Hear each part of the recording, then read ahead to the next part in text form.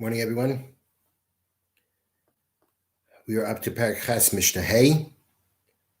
Our learning should be a merit for Shleimer for my mother. Hayisha Shalom es Bas Rachaleya. Sarach Shalach Yisrael, amongst all the other people who are ill who need a refuah Shleimer, a complete healing and recovery. Okay, so we began a couple of days ago, or actually is more last week, with a halacha called Mayim Megulin. When you have certain liquids, water, wine, that are left exposed, we're concerned that a poisonous snake or reptile took a drink and injected venom into the drink, and therefore it's something that's forbidden for us to drink. So now the Mishnah asks, Shir Hamayim Megulin, the measure for exposed water. Bartanur explains this means the measure for how much water do we say becomes forbidden due to this concern of the poisonous snake injecting venom into the water because it was left exposed. And the Mishnah answers, enough for the poison to get lost into it. So according to the Bartanur, the Mishnah is saying that if you want to know how much, when we talk about the amount of water that's going to be forbidden, and then we say Kadei Shataiva Behen Mara, enough for the poison to get mixed in, that the Bartanur explains to mean that if there's so much water that the venom will basically become nullified or become, watered down. Can't think of a better word right now. But basically, there's so much water that it becomes diluted. That's the word I'm thinking of. That the venom becomes diluted, then there is no problem. Then there is no problem here. So according to the Bartanura, the Mishnah's point is, what is the amount of exposed water that we could actually say that although it was exposed, that it's still permissible? And the answer is enough for the venom to become lost in it. That means there's so much water that the venom would become diluted and therefore not have any effect. How much is that? The Mishnah doesn't say. Bartanura therefore explains that the times of the Mishnah, they were able to know how much water will dilute the venom that was injected this one time into the water. The assumption is, for whatever the commentary discussion, but the assumption is there was one injection of venom, and they understood how much water is needed to be able to nullify the venom or to dilute the venom. That'd be permissible. So according to Bartanur's explanation, the Mishnah is pretty ambiguous when it comes to what the amount is exactly that's going to allow you to use it. Doesn't give a specific amount. According to the Tanna Kama, according to the first opinion, it's enough to dilute it. How much was that? They knew how much it was. Rabbi Yosi says, "B'kelim kol shehein." If this water is in vessels, then no matter how much you have, it's still going to be forbidden.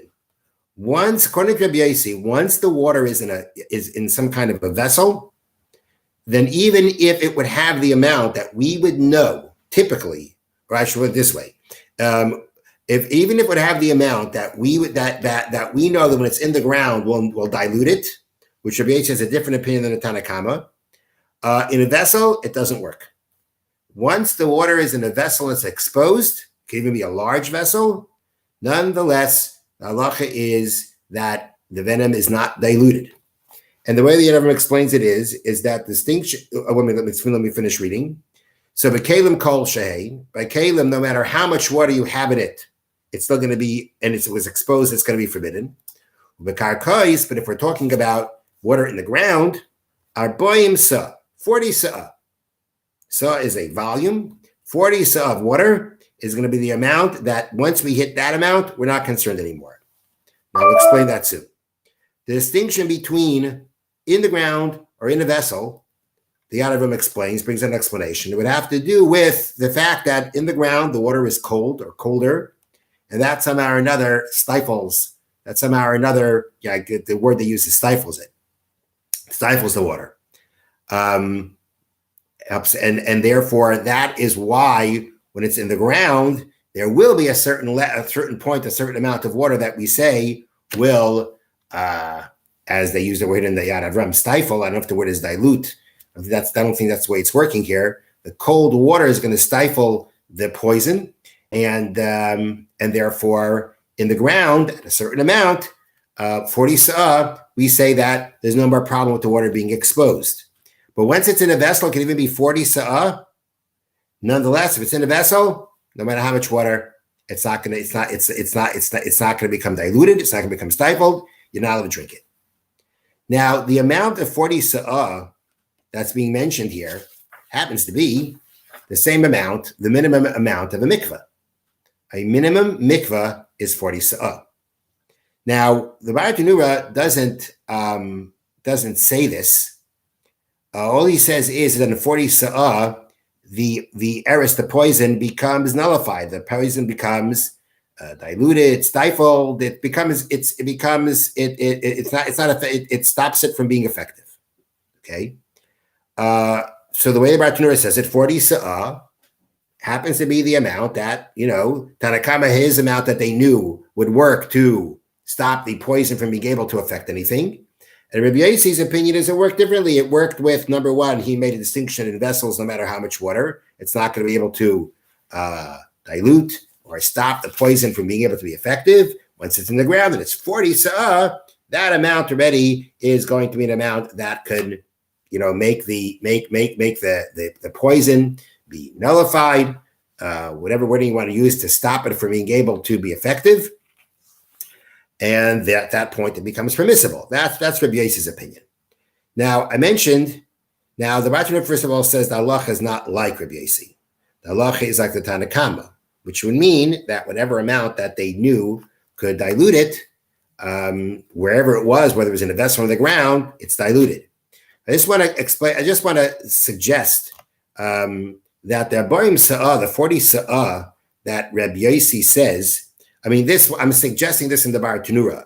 There are other ways of explaining this Mishna that this idea I'm about to say comes up, but I think it could be applicable here also. And that is that we're going to see very soon from the Bartenura that this prohibition against using the exposed water is not just for drinking. It's even for washing your face, which would mean that we are concerned with it being absorbed through your skin. Now, if we were concerned that by exposed water, that a poisonous snake injected the poison into the water, and we have a problem using that water even to wash your face, then how can you use a mikveh? Most mikvahs, some in Mishna, were outside. They weren't these, kind of buildings that we have now. A mikveh was a mikveh. We know a mikveh can be if you have a hole, you have a hole in the ground, and it's it's plastered so that there's no leakage, and it rains in there. You got a mikveh, as long as it's 40 sa'ah. But we're not concerned with exposed water. Why not? So from there, you already see that 40 sa'ah is enough to make the poison ineffective. That would be an explanation to why 40 sa'ah.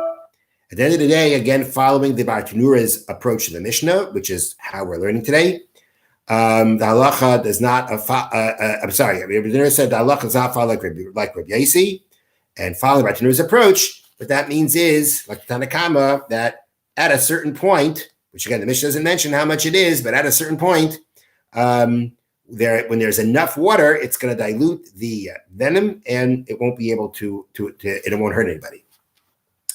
The Bartenura adds a number of halachas that the Mishnah doesn't mention about by the Mayim Megulin. So I'll read it to you. Mayim Megulim kashem sha'asir l'shteisan. The exposed water, the same way you're not allowed to drink it, kach asir l'ashkeisan lebehemtei. Number one, you cannot feed it to your animal. How come? So there's a couple of explanations. One explanation is that if the animal ingests the poison and then another person eats that animal, then that person can be harmed. That's number one. Number two, the animal can die from it itself, which could be one or two problems. It could be one problem of bal tashchis, like you're just wasting this animal because it's going to die and you're not going to be able to eat it, not what you're able to do with it. the usage you could have had from it is going to definitely go to waste. Or it's sabar l'chaim, it's causing pain and suffering to the animal. And these different reasons actually, can manifest itself in different ways. So, for instance, if the problem is that a person is going to, if the problem is that a person may ingest the animal, right, may eat the animal, and then he's going to be harmed. Well, if it's not a kosher animal, then it's not a problem. If it's not a kosher animal, you may still have a problem of bal tashchis. You're wasting the animal. But let's say you need the animal for its skin, you need it for its hides. So then it wouldn't be bal tashchis for it to die, but it could be tzavar l'chaim. It could be the problem of causing the animal to suffer like that. Because again, it's not like the animal just dies. If it's poisoned, it's going to have a kind of a slow death. That's not going to be it's going to be a slow death. Now, right. So, and then there's a whole discussion about if cats how much they're affected by this venom. If you remember, we mentioned before when it was truma that some said feed the wine of truma that was exposed to a cat, because like that the cat's is not as affected as much from the snake venom.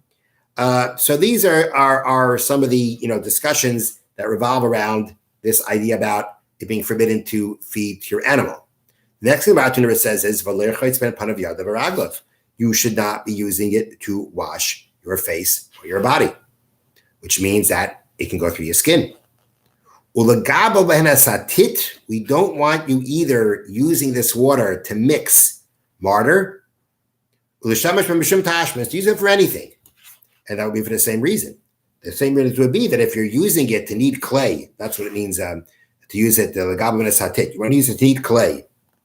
For another purpose, again, it could enter, this water could touch your body and enter through your body and poison a person that way. And therefore, the Bartanura says that although the wording of our Mishnah,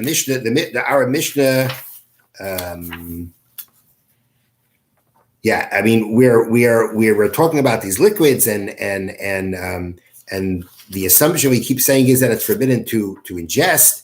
There are other things that you may not do with it either due to the same problem.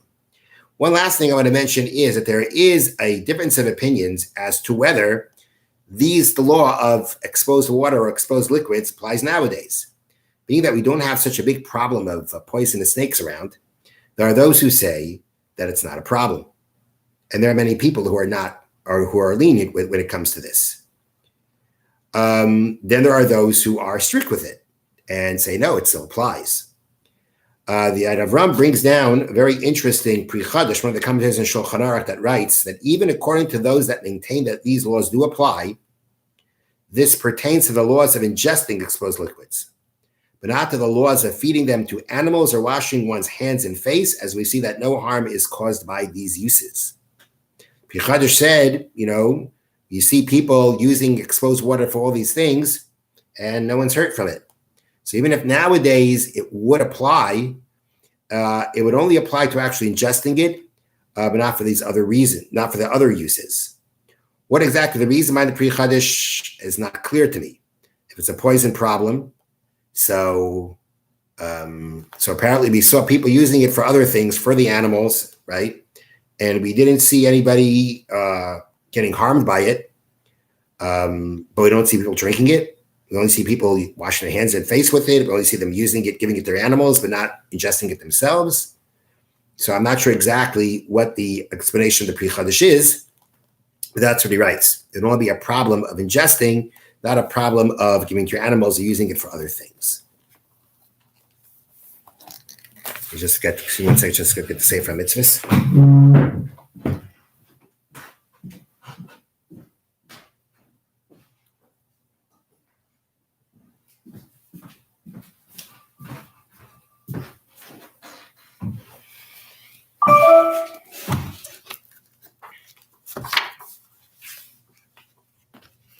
Okay, mitzvahs loisase, a prohibition, shloilase is even maskis, not to make an even maskis. Even maskis, they explain this as not to make no paving stone, meaning to have a flat stone surface.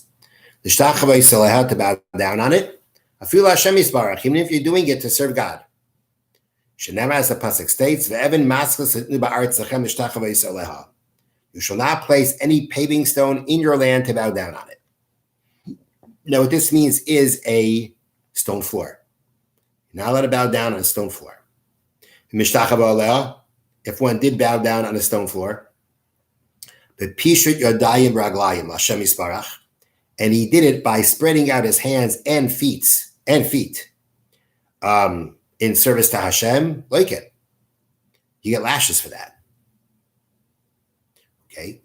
But not spreading out your hands and feet. We give the person lashes of rebelliousness. Now, what that means is like this. If we, on Rosh Hashanah Yom Kippur, right, we bow. When we bow Rosh Hashanah Yom Kippur, we bow down on our knees, we put our heads to the floor. That is not what the word hishtachava. There's a word hishtachava. Hishtachava is hishtachava, which we translate as bowing down. Really, hishtachava, bowing down in that context, is not what we do. We're not doing hishtachavaya. Hishtachavaya means, basically, you may start on your knees, but eventually you are flat on your face with your hands and legs spread out. That's what hishtachavaya is. That's what pishut yadayim raglayim, spreading out your hands and feet. And that is where this Torah prohibition applies.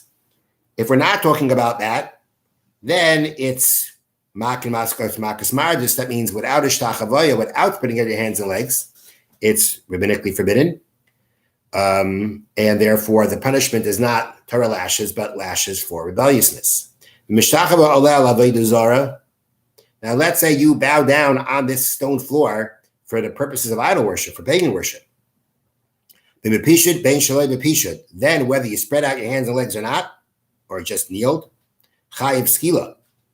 If there are witnesses that warn the person not to do it, the person will be liable to the punishment of stoning, to the capital punishment of stoning. You have a shul that has a stone floor. It's paved with stones. All right. And we know that on Rosh Hashanah Yom Kippur, we will be bowing. We will be going on our knees. We'll be kneeling. Let's call it that way. Be kneeling and putting our heads to the floor. One has to spread out on it, on the ground. One has to spread out mats or some kind of straw or stubble on the ground, on the ground, on the floor. Applies in all places at all times, both by men and by women. Have a wonderful day.